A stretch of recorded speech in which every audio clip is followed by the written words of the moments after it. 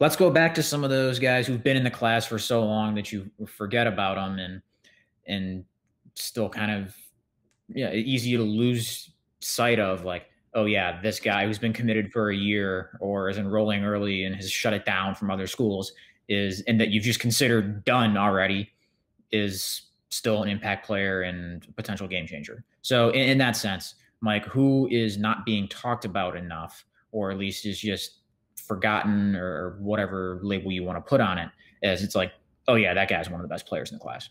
Yeah, Gabriel Rubio, defensive tackle, 6'5", 280 pounds.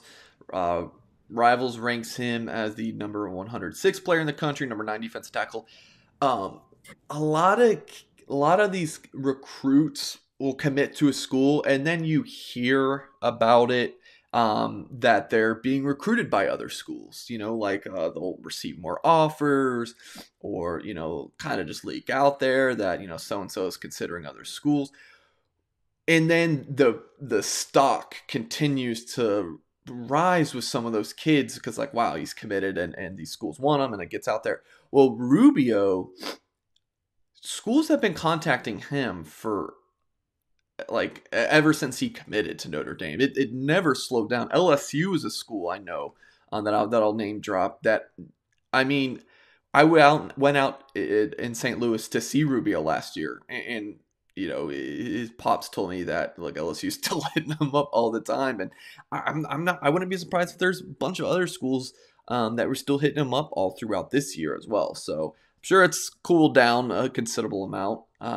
since Rubio is not able to take any visits, and not that he would, if things opened up, but they just don't have any chance to flip Rubio.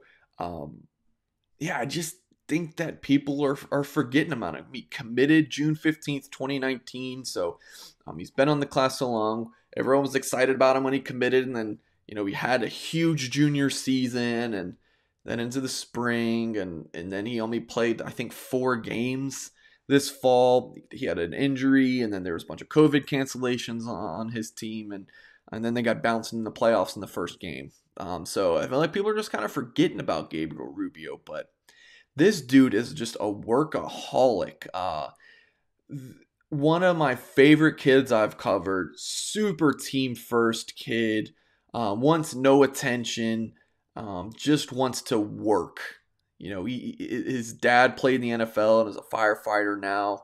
I've got to meet his family. Patrick, I know you've gotten to speak to his dad as well, doing a profile on him back in the off season. So he's just one of these kids you just want to root for so much, and he's not a Rudy story. He's a stud.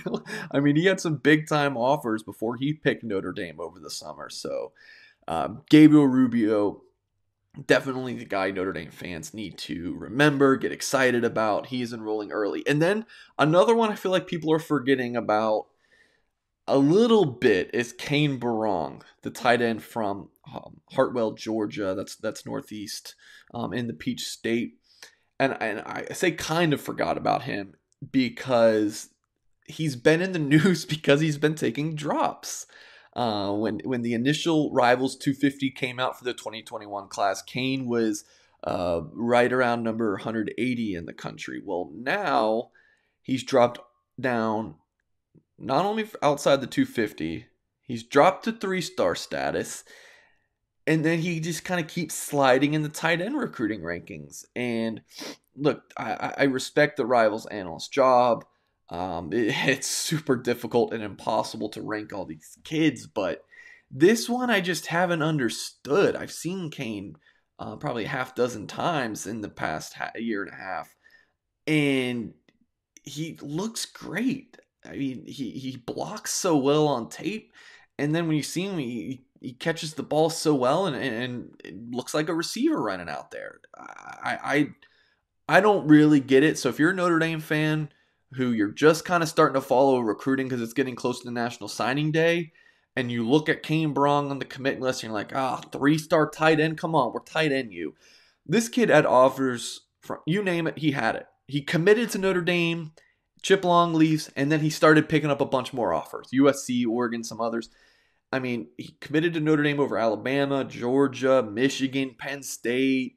You name it, he had it. So you know, he hasn't put up huge numbers in high school because he plays for a strong run first team and not quite the strongest quarterback play. But the dude, like when you watch his tape and you see him in person, he's impressive and he's bigger than you would think too. Like that's always something I forget each time I see him. Like, wow, he's like bigger and longer than I remember last time I saw him. So I'm really high on Camberong. Maybe I'm a little bit, biased because I love that kid and I love his family and I've seen him so many times. But I think he's gonna be very good for Notre Dame. He's also enrolling early, Patrick. I will add to what you mentioned with just simply this. If you had forgotten about Gabriel Rubio, just go correct that. Like, you shouldn't have forgotten about him. I think he'll be one of the very best players in the class Yeah. for a lot of the same reasons that you mentioned, Mike. Yeah, if you had, he's been committed since June of 2019. It's 18 months ago. I mean, just think of it. I wish we could go back to June of 2019. But anyway, it's been a while. He should still be top of mind on signing day when everyone gets a little attention there, from guys who committed way back then to someone who might send in a letter of intent, commit and sign on next Wednesday. Yeah, I think that will rightly bring Rubio's place in this class as a real potential difference maker back into focus.